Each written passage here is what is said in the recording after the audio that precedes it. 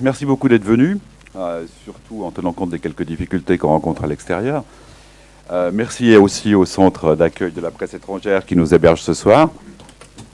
Et merci à France Info qui relaie en direct sur son site ce colloque. Merci également à Bernard de la Villardière qui modérera le débat et auquel je laisserai le soin ensuite de présenter nos trois orateurs.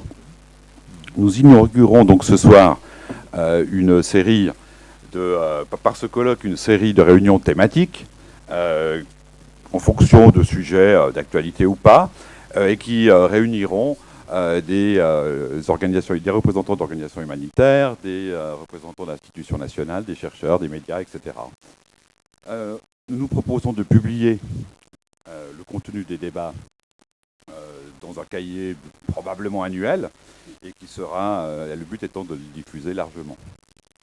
Nous avions prévu d'initier ces colloques en 2008, mais là, l'actualité nous a rattrapés.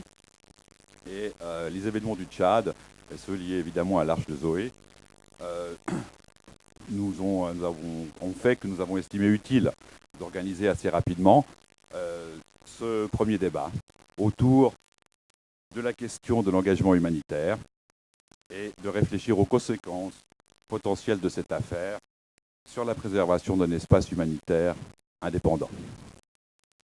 Alors qu'on se comprenne bien, il ne s'agit pas ce soir pour nous de revenir sur les faits réels ou allégués, sur les implications judiciaires, sur les potentiels problèmes en termes de conséquences diplomatiques ou sur le sort des enfants. Ce n'est pas notre but.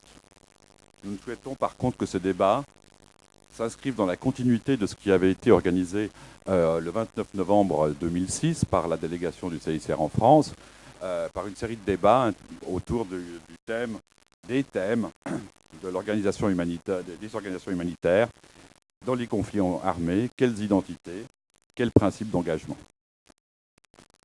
Ces débats avaient permis de relever que les organisations humanitaires privées devaient faire face à de nombreux défis, particulièrement en période de conflit armé, tant pour conserver un espace humanitaire indépendant que pour être acceptés des belligérants comme des populations affectées. Malmenés entre les stratégies, je dirais, onusiennes et étatiques d'intégration, confrontés à des risques d'instrumentalisation, voire de rejet, il avait été conclu que les organisations humanitaires avaient fort à faire pour préserver une action indépendante et pour accomplir leur mission première qui est de porter assistance aux populations affectées. Et aussi qu'elles devaient probablement se livrer à un exercice de clarification de leur méthode et de leur philosophie d'action, dans la diversité évidemment, et de leurs identités et de leurs origines. Maintenant, l'indignation suffit-elle?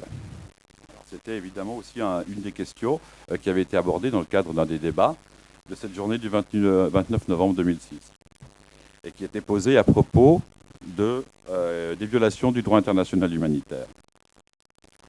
Tous les intervenants avaient répondu à l'époque que pour nécessaire qu'elle soit parfois, cette indignation donc, notamment sur un plan communication, elle n'était non seulement pas suffisante, mais qu'elle pouvait de surcroît s'avérer parfois discriminatoire. C'est pourquoi nous avons proposé deux grands axes au débat de ce soir. Le premier étant quelle référence pour l'action des organisations humanitaires, de la morale au droit international humanitaire. Et le deuxième étant l'inconséquence humanitaire peut-elle nuire à la préservation d'un espace humanitaire indépendant. Voilà, sans plus attendre, je propose de donner la parole à Bernard de la Villardière, qui animera donc le débat. Et ce débat devrait se terminer aux environs de 19h et sera suivi d'un verre amical auquel vous êtes évidemment tous conviés. Merci. Merci Laurent Corbaz. Je rappelle que vous êtes chef de la délégation du CICR en France. Merci au CAP de nous recevoir ce soir. Merci à tous ceux qui sont autour de moi pour ce débat, encore une fois qui est un débat sur le fond et non pas sur cette triste équipée de l'Arche de Zoé. dont on a beaucoup débattu déjà et dont on ne connaît pas encore d'ailleurs les tenants et les aboutissants. Mais c'est une occasion en effet de réfléchir davantage à notre action et à la philosophie de cette action. Alors autour de moi donc Jean-Paul Kumpande, qui est ancien ministre, ancien Premier ministre, ancien ministre des Affaires étrangères de la République centrafricaine. À mes côtés, à ma gauche, François Bugnon, conseiller diplomatique à la direction des opérations du CICR. Et puis à ma gauche, Ronnie Broman, également médecin fondateur de MSF. Alors peut-être que je me tourne d'abord vers vous, Monsieur le Ministre, pour peut-être réagir à cette affaire de l'Arche de Zoé, ce qu'elle vous inspire et ce qui vous est arrivé en tant que responsable politique dans votre pays, d'interdire ou d'encadrer l'action de certaines ONG sur le terrain. Comment vous réagissez, vous, en tant qu'Africain, à cette affaire? Oui, la première chose à dire, et je crois l'avoir dit au forum d'Agen, c'est que c'est vrai, l'action humanitaire qui est nécessaire est aussi, d'une certaine façon, l'illustration de l'échec de nos politiques de développement. S'il y a un tel besoin aujourd'hui d'assistance humanitaire en Afrique au sud du Sahara, c'est bien parce que, à bien des égards, nous, les élites, les dirigeants, avons été responsables de situations qui conduisent à la désespérance. Donc, vraiment, sans priorité, je dis que l'action d'assistance humanitaire, bien que ce soit un palliatif, bien que ce soit un pis-aller en quelque sorte, est absolument nécessaire.